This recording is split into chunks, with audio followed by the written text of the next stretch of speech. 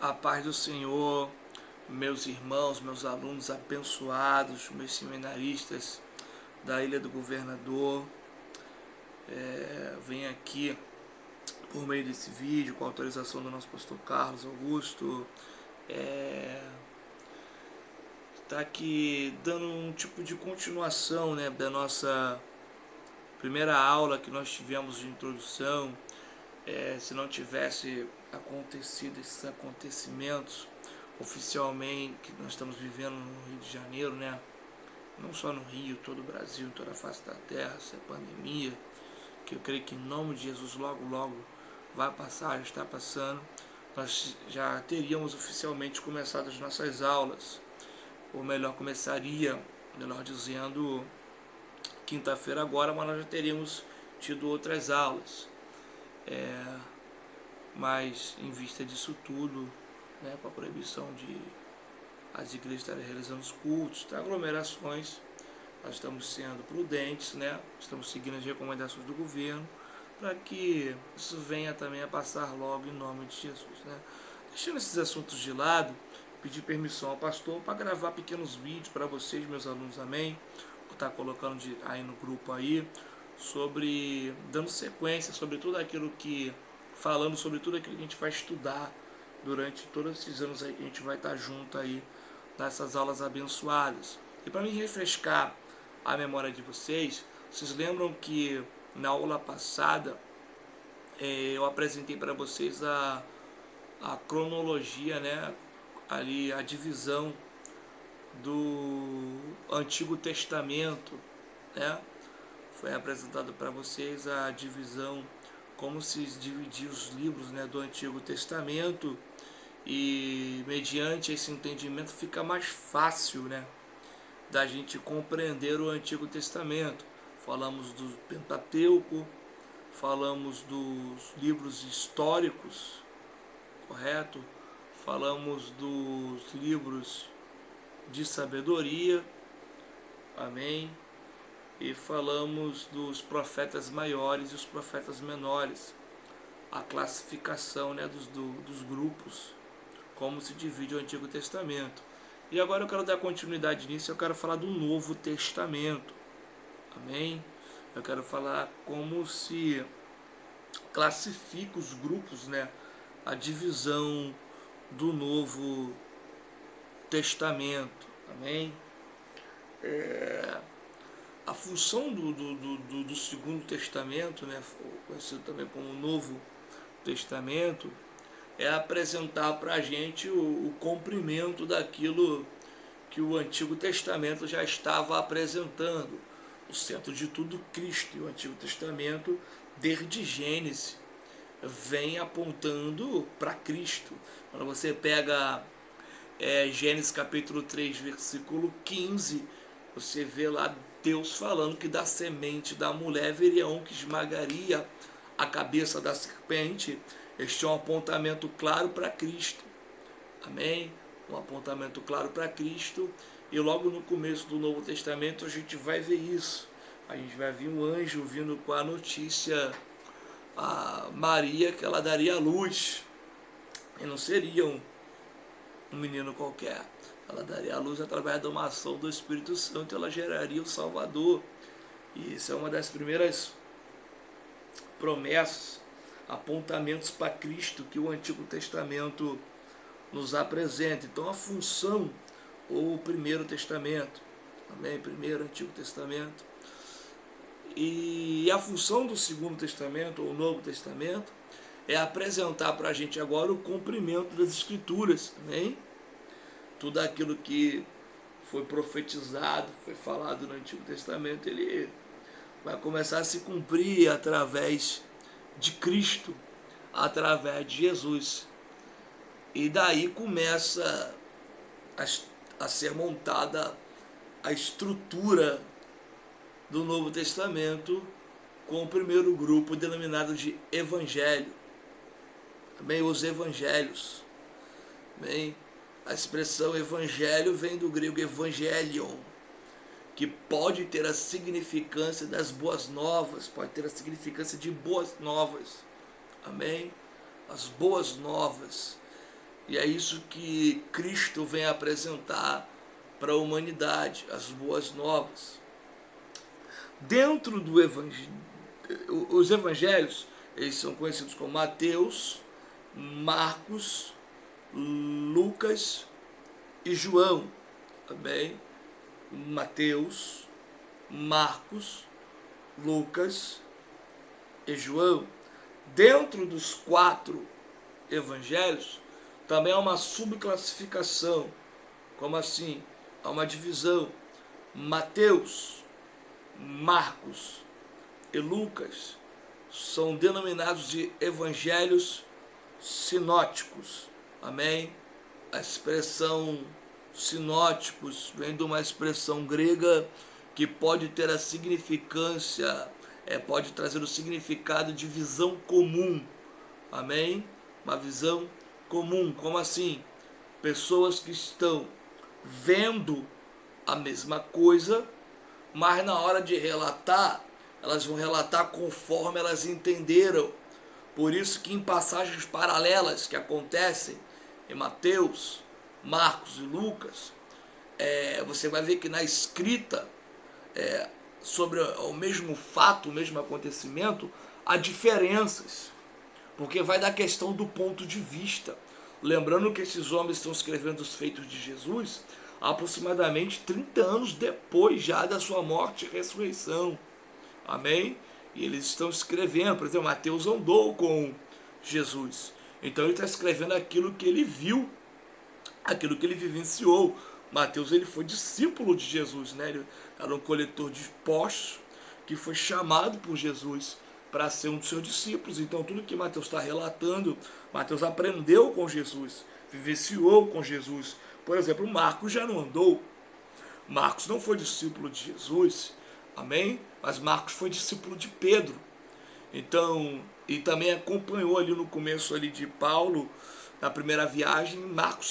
João Marcos estava com Paulo, sendo que o texto diz lá em Atos que vai chegar uma certa parte da viagem que Marcos vai abandonar Paulo e Barnabé. Não se sabe o porquê, mas mais à frente, depois, no final do ministério de Paulo, quando ele está preso e já prestes a ser entregue à execução, a pena capital, Paulo faz uma referência a Marcos, 2 Timóteo capítulo 4, ali, versículo 12 e 13 ali, ele fala que manda trazer Marcos, que é muito importante para o ministério. Marcos se desenvolveu, evoluiu, ganhou maturidade. Então ele também foi um discípulo de Pedro, ele andou com Pedro. Então tudo que Pedro pegava, inspirado pelo Espírito Santo, Marcos escrevia. Pedro pregava, inspirado pelo Espírito Santo, Marcos escrevia. E o centro da pregação de Pedro, óbvio, era Cristo. Pedro foi um dos discípulos de Jesus. Daí nasce o Evangelho de Jesus na visão de Marcos, é considerado o primeiro dos 4 a ser escrito, foi Marcos. Amém? A Bíblia não coloca numa ordem cronológica. E Lucas, ele foi o que escreveu depois de Marcos e Mateus. Lucas escreve. Lucas também não andou com Jesus. Lucas, ele é considerado pela Bíblia, apresentado pela Bíblia como um médico. Amém? E ele também é conhecido também pelos grandes estudiosos como um historiador. E ele foi companheiro de Paulo ali a partir mais ou menos da segunda viagem missionária de Paulo, que começa em Atos 16. Lucas, que escreve o livro de Atos, estava com Paulo acompanhando tudo. Amém? E depois, perto do final da vida de Paulo, quando Paulo foi morto, ele vai,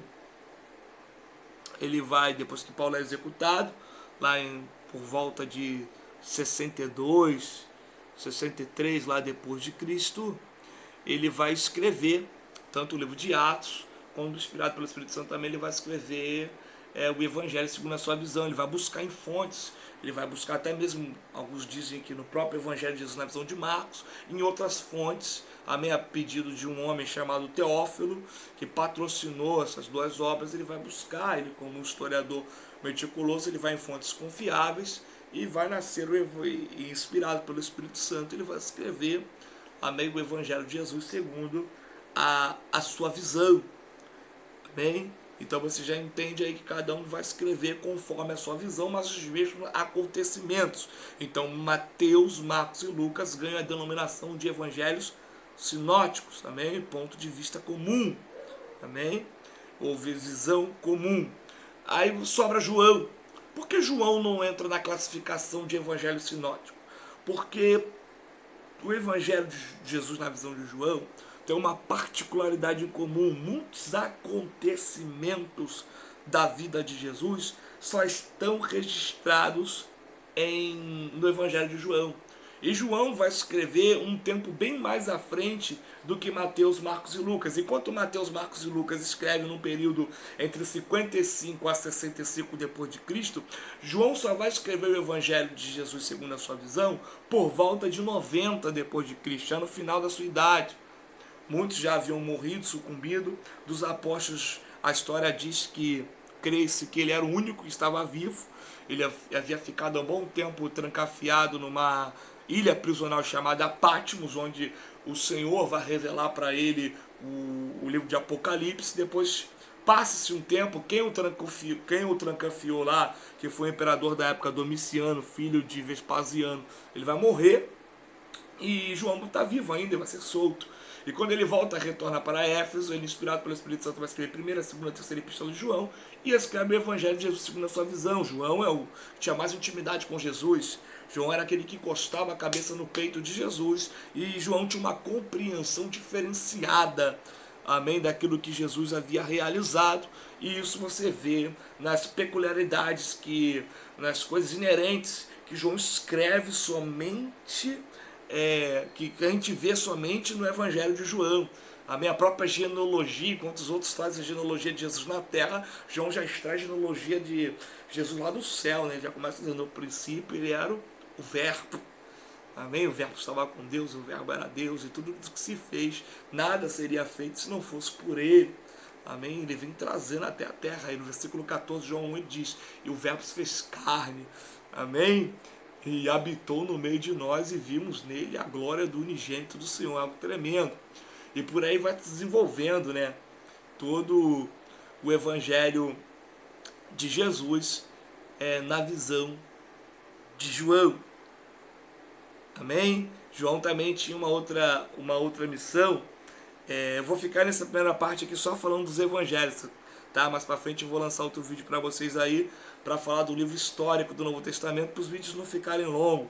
Amém? É só para dar um gostinho mesmo, para a gente poder voltar com tudo para as aulas, porque tem muita coisa mesmo para a gente aprender. Isso mesmo que eu estou apresentando para vocês é uma matéria que vai vir somente lá para frente. Amém, meus amigos? Então, cada evangelho, cada um que escreveu sobre as obras de Cristo, eles tinham uma missão específica. Por exemplo, João, quando ele escreve, na época ele está escrevendo por volta de 90, está acontecendo algo muito complicado ali no meio da igreja, no meio da região ali, da onde o cristianismo estava crescendo, né? Tanto pela Ásia. Paulo fundou muitas igrejas, Ásia Menor, pela Europa ou pela própria Judéia. Estava havendo uma mistura de ideias. O cristianismo junto com a filosofia greca romana. Amém? Apesar de Roma ser um império na época, a potência ali, o pensamento grego era algo muito forte. Amém? A Grécia, quando estava em proeminência, quando Alexandre jogou a Grécia, a Macedônia como destaque ali no 4º século a.C., Alexandre Magno, as empreitadas que ele fez, os territórios que ele dominou, a Grécia perpetuou, colocou a sua cultura de uma maneira muito forte. Então, quando a Grécia caiu, Roma assumiu o poder, o pensamento grego, o pensamento helenista, né? Helenista vem de Helena. Helena era o nome da mãe de Alexandre, ele deu o nome da sua mãe à cultura, por isso se fala cultura helenista, era algo muito forte.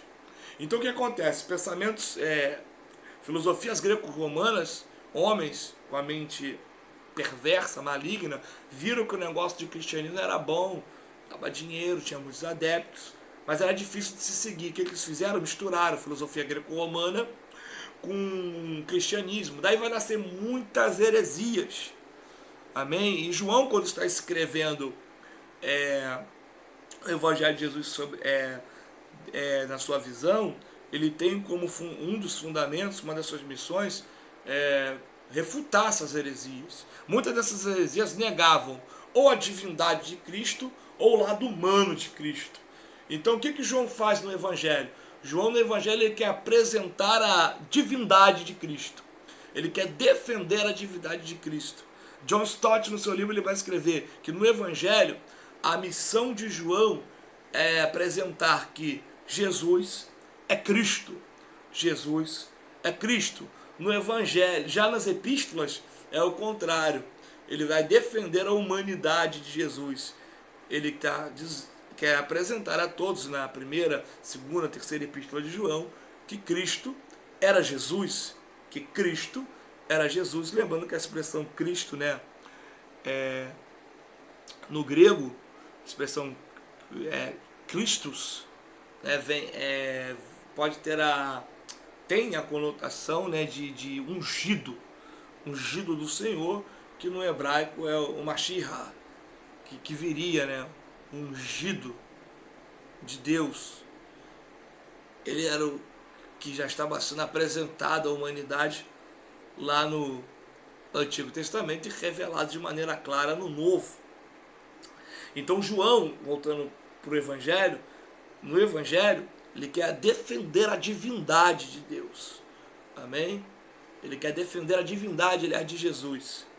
Então ele está lutando contra muitas heresias, como gnosticismo, docetismo, heresia de Cerinto e muitas outras heresias. A gente vai tratar disso quando a gente for falar de heresiologia, na teologia sistemática. Então essa é a função, a missão de João. Já Mateus, por exemplo, ele está apresentando o Evangelho, o público dele primário, porque quando cada livro da Bíblia, quando o autor vai escrever, é um público primário. E a intenção é tratar problemas no meio desse público primário. Amém? E a gente vai também tratar dessa parte aí de interpretação bíblica, para quem escreveu, na aula de hermenêutica também, que é da sistemática também, que vai ser mais à frente a gente vai aprender. Então vamos lá. Mateus, o público primário de Mateus são judeus.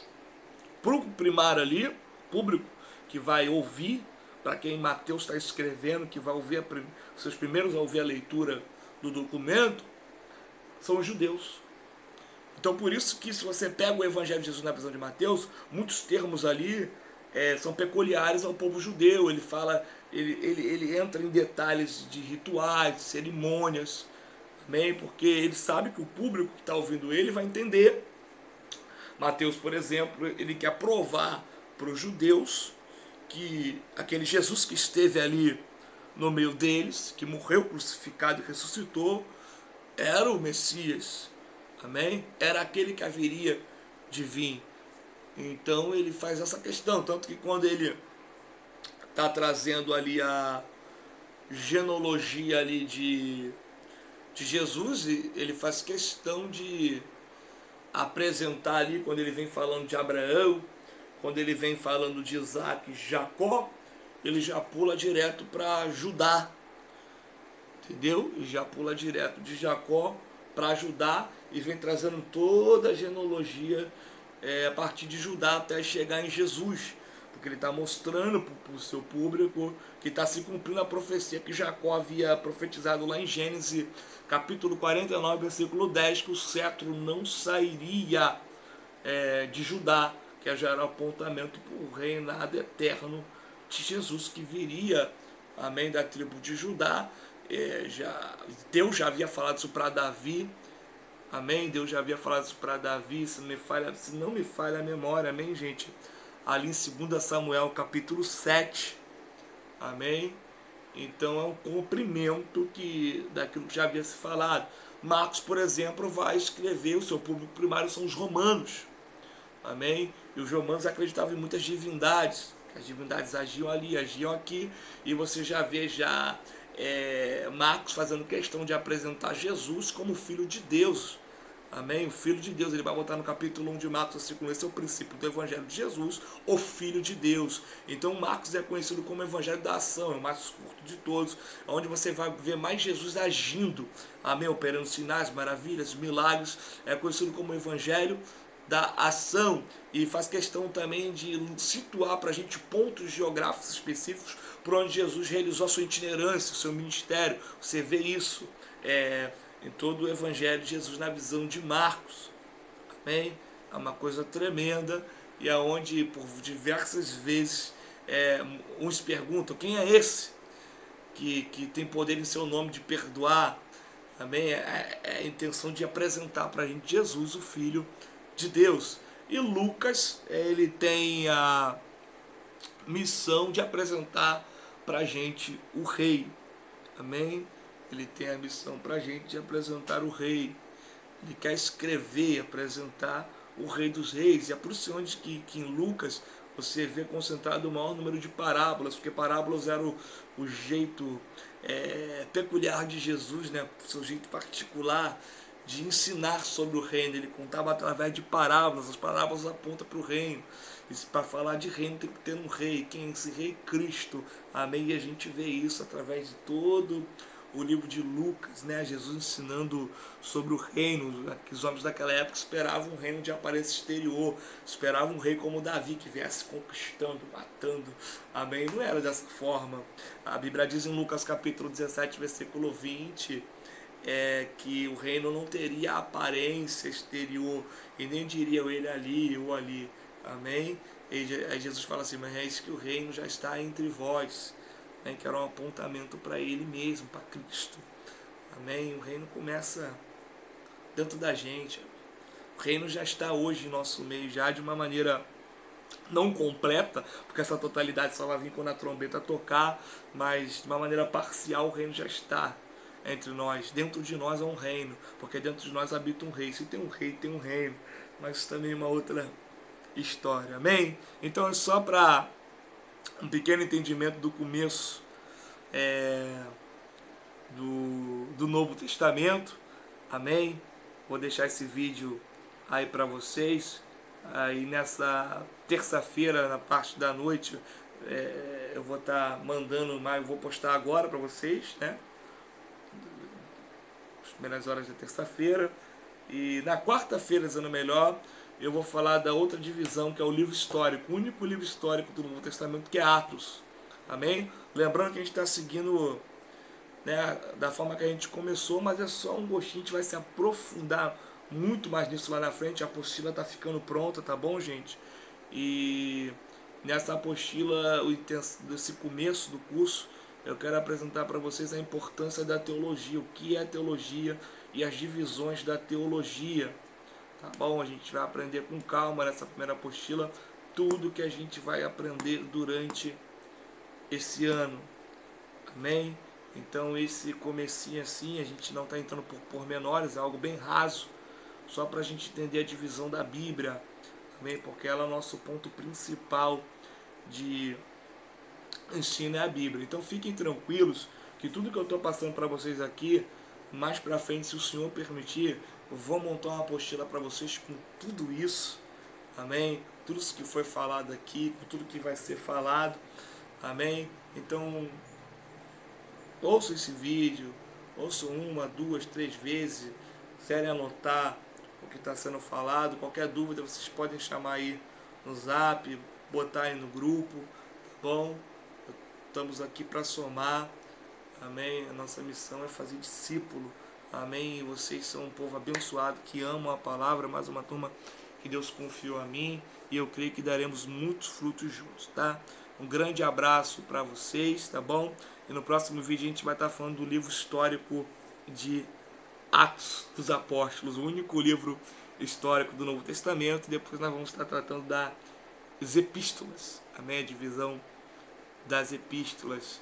E depois falaremos do livro profético do Apocalipse. Grande abraço a todos, fiquem na paz, um abração, tá bom? E creio que logo logo isso vai passar, e que Deus possa abençoar todos vocês, abençoar a família de vocês, o ministério de vocês também.